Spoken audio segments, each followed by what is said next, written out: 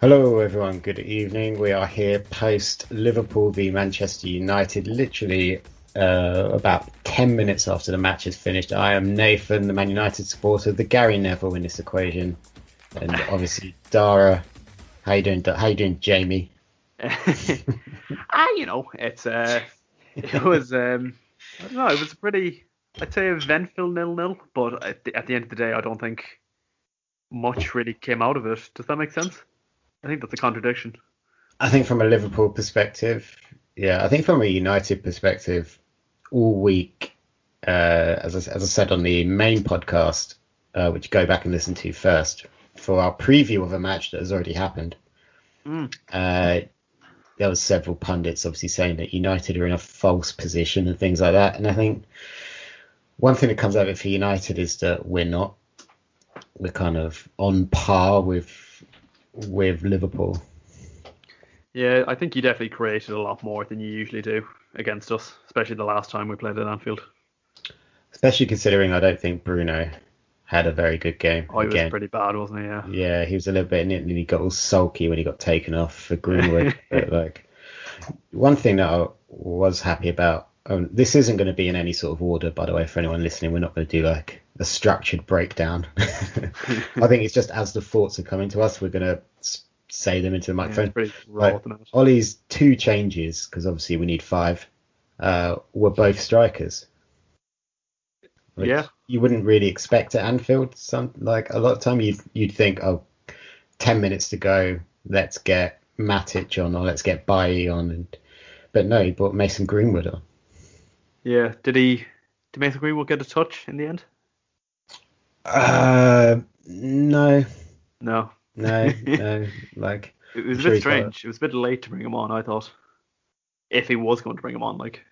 Yeah, I think he was hoping for one of those like hero moments, like Yeah. you just bring a striker on, everyone's a little bit tired, and he's got all the pace. But yeah, it was a bit of a weird. Mm. All the substitutions I think were weird, other than Cavani, and I'm sure you can speak to more to Curtis Jones coming on. Yeah, it was. Some people might think it was a weird substitution to bring him on, but the way I saw it, Shaqiri was never going to last the full 90 minutes. That's his first start since I think it's the 4th of December last year when we played Everton in the Derby. I think that's the last time he started a Premier League game. So, and he's just back from one of his many injuries. So, I think he's played probably about 90 minutes of football this season combined, I'd say, at a push. So I thought bringing on Curtis Jones kind of shored up the midfield a bit. He's a bit more solid defensively, I'd say, and he's just comfortable on the ball in general. Yeah, and I think you needed something in midfield to kind of wake you up again, especially in that second half. Because for the first 20 minutes, if we go in match order, it was all Liverpool. Yeah, Like Thiago was running the show, pinging the ball around wherever he wanted to, and we couldn't really get a touch. I think they showed a stat on Sky Sports about 25 minutes in that our passing was at 52% yeah, for the opening yes. because we were just getting beaten to everything. But then Thiago's influence, and it maybe he stepped off the gas a bit, or maybe it's credit to Fred and McTominay who were meant to be kind of controlling him, but his influence just died away after about 30 minutes into the first half. He sort of, I think, looking forward more, like there wasn't really much the front three did all game, I didn't think. I thought Salah looked kind of similar to how he has the last few games. He just, I think you mentioned it, Nathan. His dribbling just doesn't look. His ability to take players on just isn't what it used to be. Even last season, I'd say he just kind of seems to just run into them. Yeah, there was the bit in the first half. It was, I think, Mane was up against Wan-Bissaka, which is a fascinating battle. Firmino was through the middle, and Salah was over up against Luke Shaw, and Martial was playing on the left wing to start the match. Which you kind of think, oh, Salah against Martial, not great defensively. He's kind of he's a forward. He's not a defender. But Shaw had Salah's number, and I think they swapped flank at one point, Mane and Yeah, I did Salah, and then notice. you Yeah. had Mane against Luke Shaw again. As a United fan, you think, oh God, but he handled him pretty like he got around him a few times, but Luke Shaw had a fantastic game. If everyone was playing at Luke Shaw's level, we would have had a cracking match. Yeah, definitely. And I mean, one of the few chances I can really remember from that first half was when Firmino had the ball centrally and he had Robertson over, like completely unmarked, running in, had a clear chance at a shot.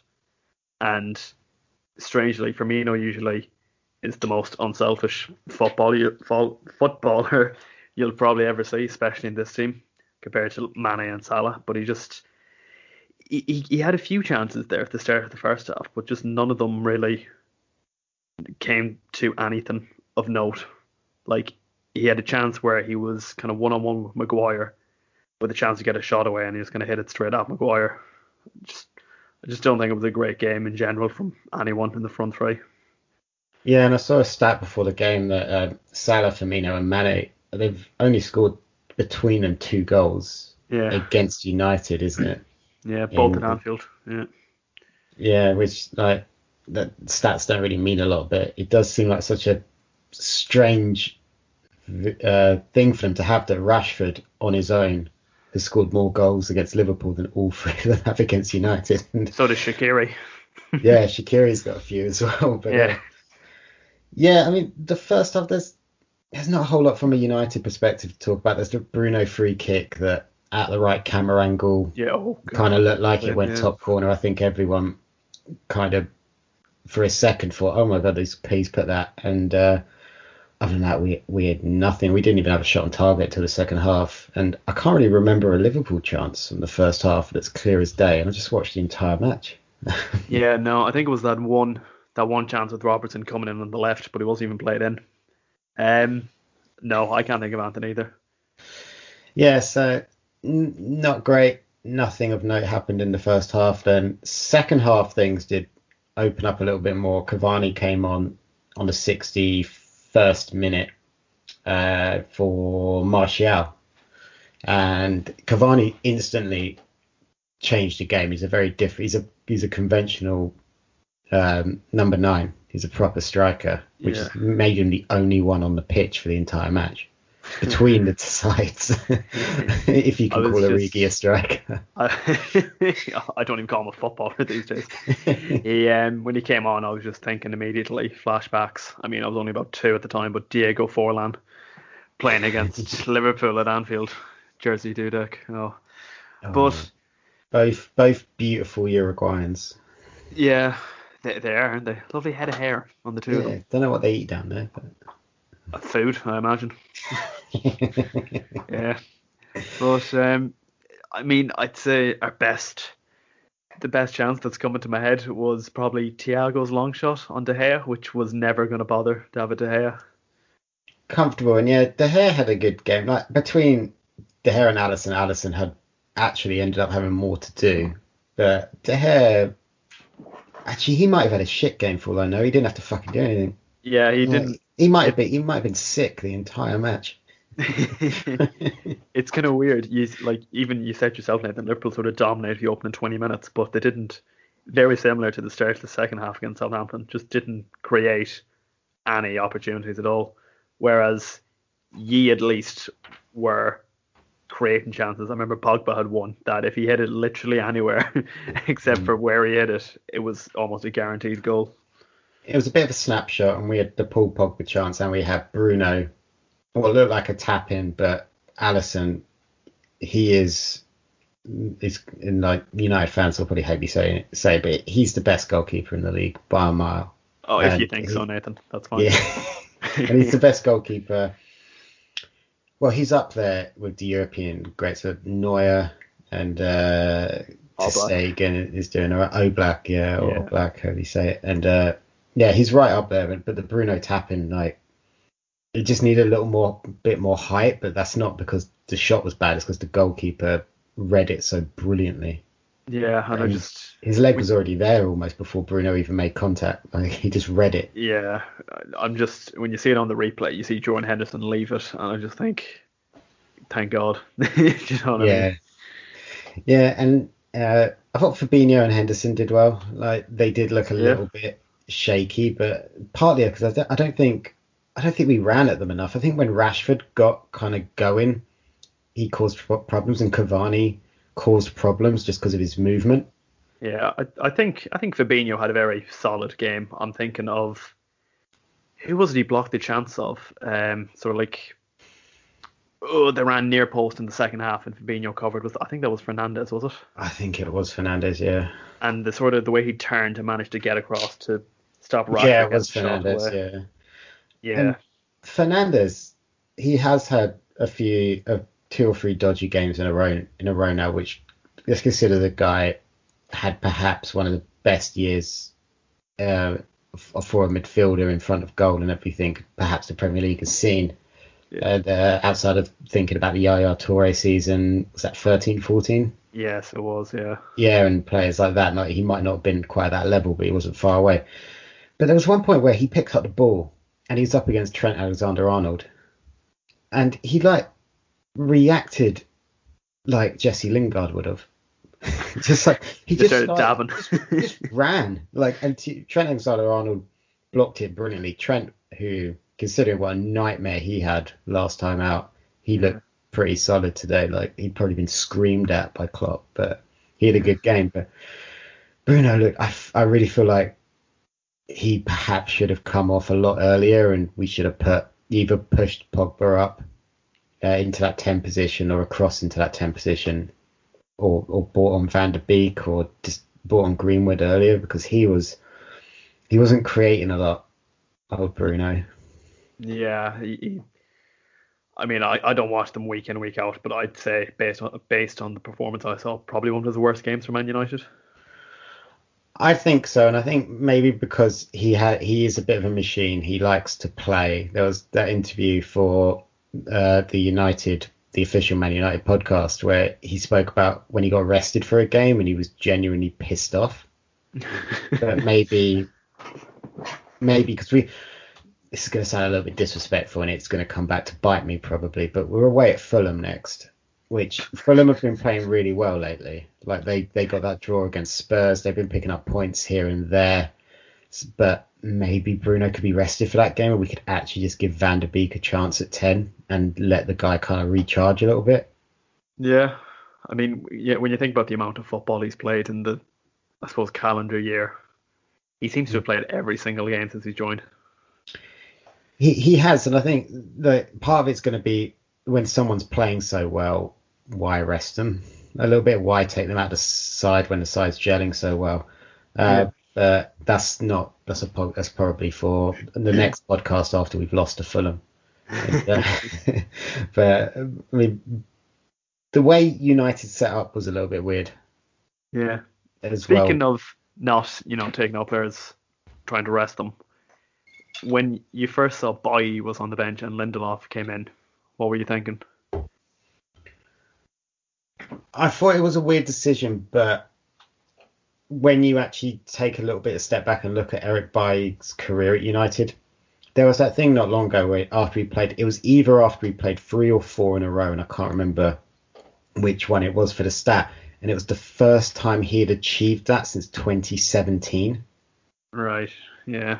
So I kind of looked at it a little bit like this guy's record of injuries or having to come off in games, important games, having to be subbed off early or just breaking down at the end of playing too much football is so bad. And Lindelof and Maguire showed in this match they are reliable. Neither one of them are world-class defenders. They're not a million miles away from potentially being that. But I think they showed you can just rely on them. And that sometimes trumps ability. Bailly's ability to track back is incredible. His ability to block and read the game is great. But history says after half an hour, he probably would have had to come off. Yeah, I think that's fair enough, yeah. What were you thinking when you saw, we were messaging, but just for the podcast, Fabinho and Henderson is what you didn't want. Yeah. It turned out to not be, well, Alisson saved you. That's a good point. I was kind of I'm always wary of taking Jordan Henderson out of the midfield because I feel it kind of loses a bit of its bite, which I think you could maybe say. I mean, we started off well, but as the game kind of dragged on, he didn't have that same sort of presence in midfield kind of driving us forward. And, another solid game. I think Henderson and Fabinho as a centre-back partnership has kind of worked so far. I think the only reason we conceded against Southampton was a mistake from Trent. And when you take, one goal conceded in our last 3 games isn't too bad, but it's more the attacking players that are letting us down rather than the defenders, I think. Yeah, that's 3 games in a row with no goals. And Ooh. I guess another question I got for you in terms of substitutions. Obviously, you saw the front three weren't working, they weren't clicking, they weren't really getting to that. Robertson was getting into more dangerous areas than the front three for as the game dragged on.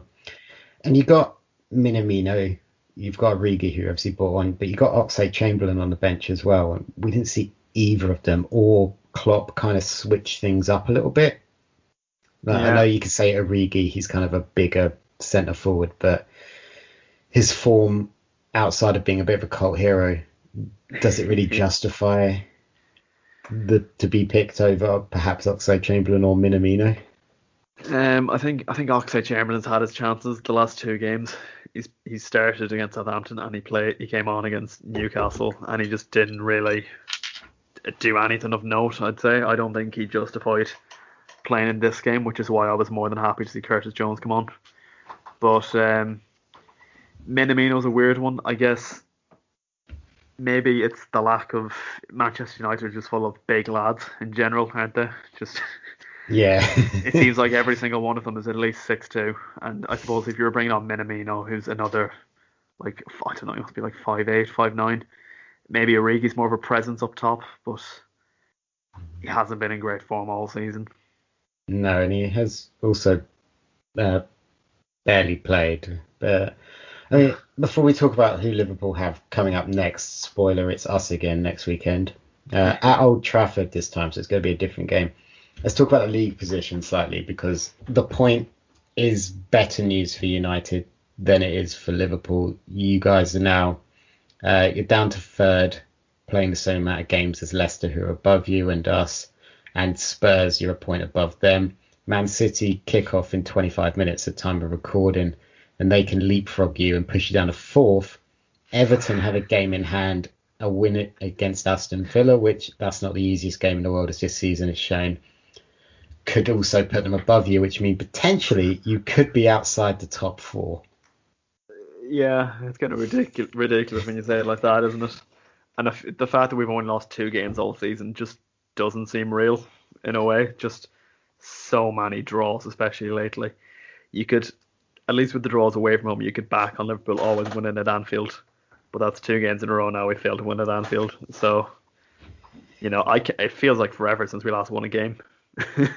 Yeah, you last won a game. It was the FA Cup against Aston Villa's under 7s. But in the league, incredibly, it's the 7-0 away at Palace was the last game you won.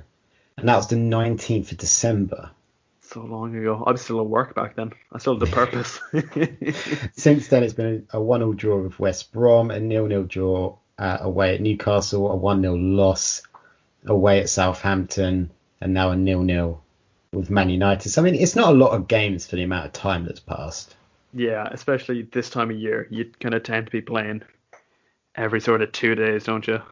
But it just, I don't know, it just kind of feels, when you haven't won a game in so long, it's sort of hanging over you that you haven't. And when we haven't won at Anfield in even longer than that.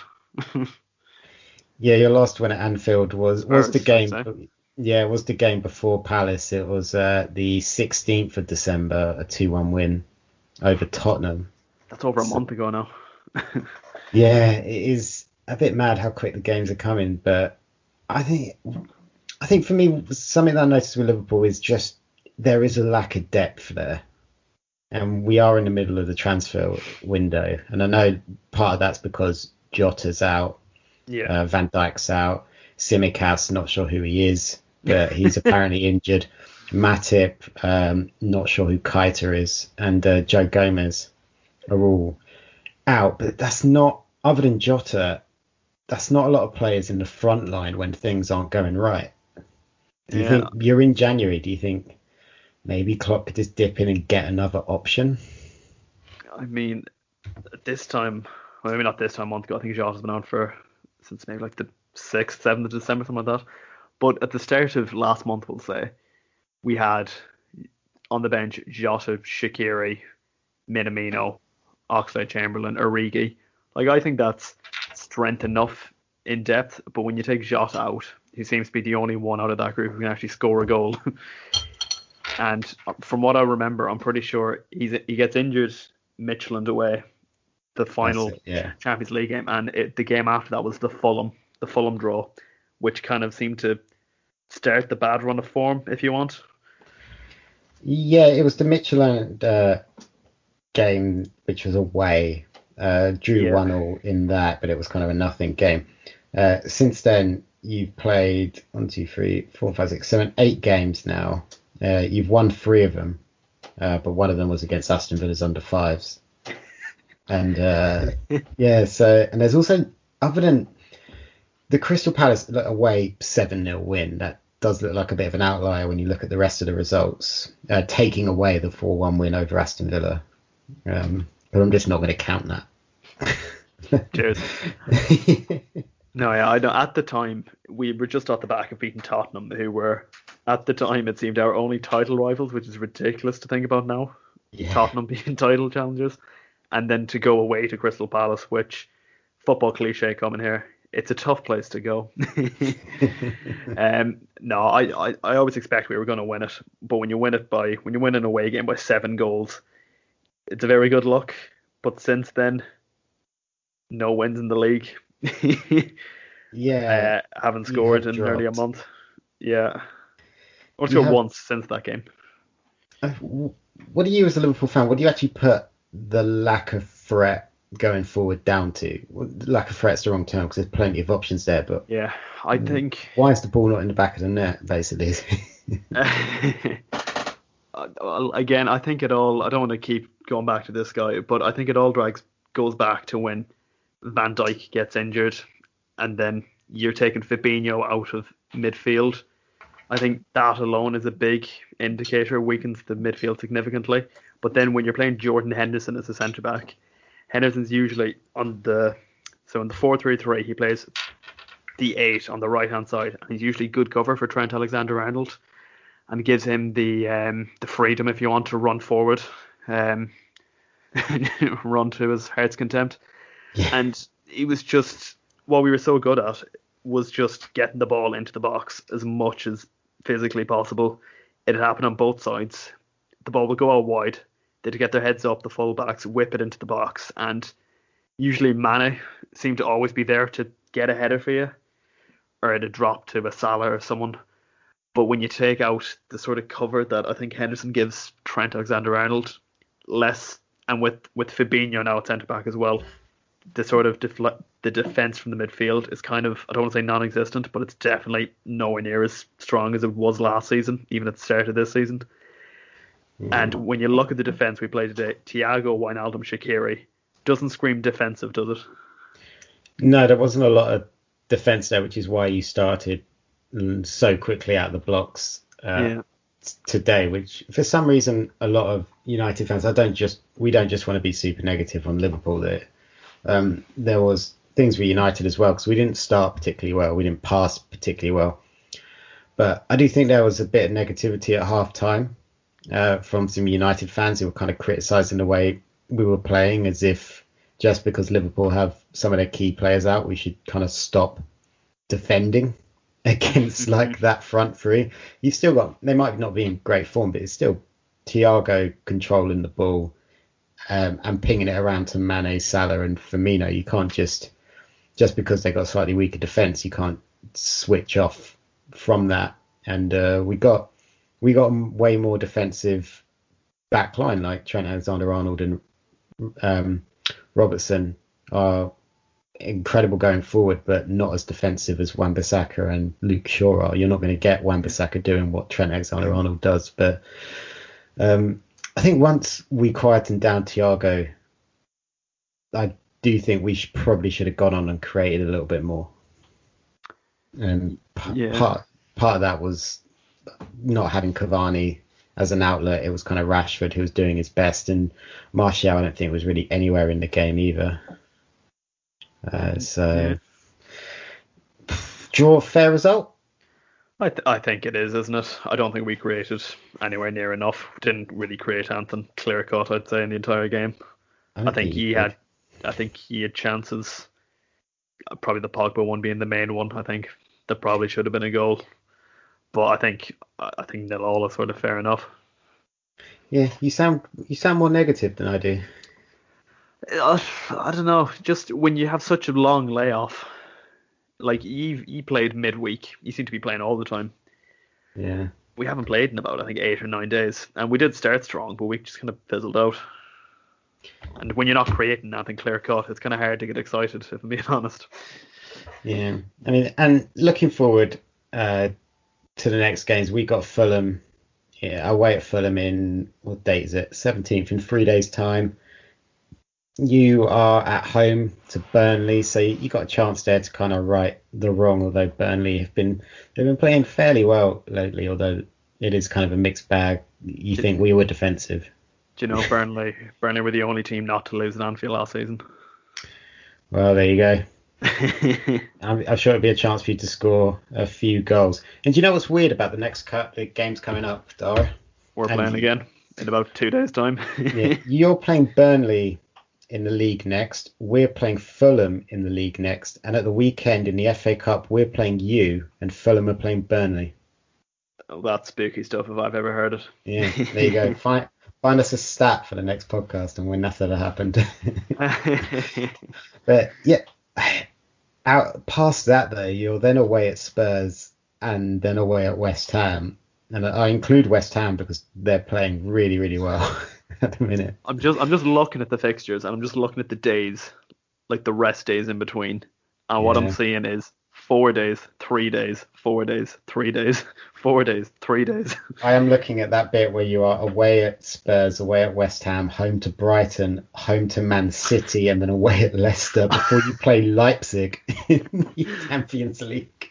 Oh, And right after that is the Merseyside derby. Lord. Well, I suppose it had to come at some point in it because I feel like we've played every bottom half team over the last month and we just haven't won any of them. Yeah, I mean the way we're going, if we beat Fulham, if we are still top of the table when the Europa League starts, I'm all for putting the under 11s in that. You might as well, because what you really get out of winning the Europa League?